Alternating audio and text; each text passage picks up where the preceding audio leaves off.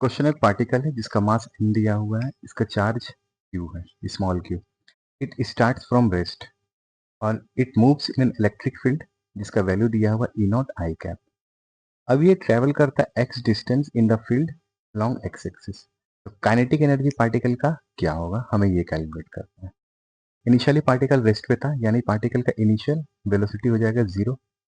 ठीक है, अब इसको हम लोग x एक्सिस मान लेते हैं। ठीक है, तो देखो इलेक्ट्रिक फील्ड का वैल्यू दिया हुआ E is equal to E naught I cap. तो पार्टिकल पे फोर्स क्या लगेगा, तो फोर्स हो जाएगा तुम्हारा Q multiplied by E is equal to Q E naught I cap. ठीक है, अब देखो फोर्स जो है ना, फोर्स तुम्हारा कांस्टेंट है ना, फोर्स तुम्हारा कांस्टेंट है।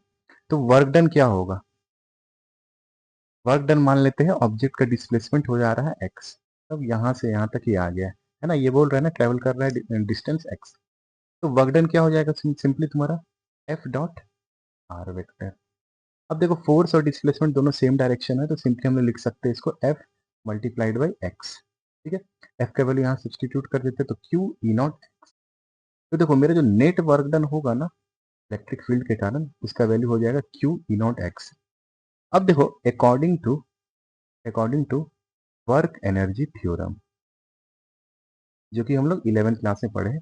According to work energy theorem, change in kinetic energy is equal to net work done by the external force. Change in kinetic energy क्या होगा, kinetic energy final minus kinetic energy initial. तो हम लोग लिख सकते हैं यहाँ पे kinetic energy final minus kinetic energy initial.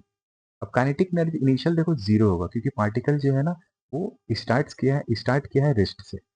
तो पार्टिकल का इनिशियल काइनेटिक एनर्जी जीरो है, यानी इसको लोग सिंपली लिख सकते हैं K E f minus zero is equal to के।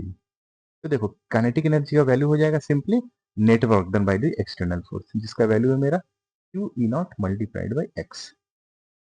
ठीक है, यानी मेरा करेक्ट आंसर हो जाएगा option number B, q E naught x. समझ में आया।